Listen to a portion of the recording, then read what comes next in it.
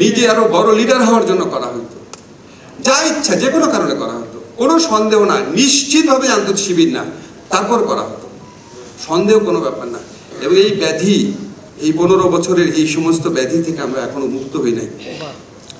Second কথা হচ্ছে কৌশল, এটা আমার একটা আছে, এটা সত্যি কথা। আমি অনেক আগের থেকে লিখি। আমি ইউনিভার্সিটি 3rd ইয়ারে যখন পড়ি তখন আমি বিচিত্রার কাভার স্টোরি লিখতাম। যারা তখন বিচিত্রা পড়তেন তারা জানেন যে কিরকম ব্যাপার। আমাকে দেখে মানুষ হতবাক হয়ে যেত, আমি এত অল্প বয়স্ক ছেলে।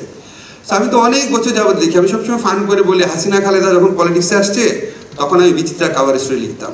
So I know them.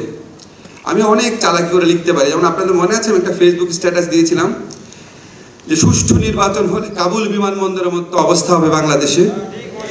তারপর আমার রুমে তালা দেওয়া হলো এবং ঘোষণা দেওয়া হলো আমাকে যেখানে পাওয়া হবে ধাবা করা হবে, মারা হবে।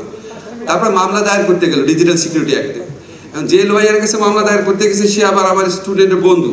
সে আমার পরে বলে, স্যার আমি তো পেয়ে অবাক হয়ে গেছি, বললাম কিন্তু আওয়ামী লীগের নাম নাই। সুষ্ঠু নির্বাচন হলে কাবুল বিমানবন্দরের মতো অবস্থা হবে। তো সুষ্ঠু নির্বাচন হলে আওয়ামী লীগ হারবে এটা তো বলা নাই। তো তুমি ধরে নিলে গেল, তোমাকে বলছে বলে তো মামলা করা যাবে না। তারা অনেকগুলো লয়ারের কাছে ঘোরাঘুরি করেছে, সবাই বুঝেছে না আওয়ামী লীগকে বলা হয়েছে। আমার রুমে তালা দিয়েছে, আমাকে যেখানে পাবে ক্যাম্পাসে ধাওয়া করে আমাকে বিতাড়িত করা হবে প্রকাশ্যে বলা হয়েছে, কিন্তু মামলা করতে পারি নাই। আমি তো লয়ের ছাত্র। যাই হোক, আমরা যখন কথা বলতাম খুব কষ্ট লাগতো। ধরেন কোনো টকশোতে যাওয়ার আগে চর্চা করে গেতাম কিভাবে বলবো।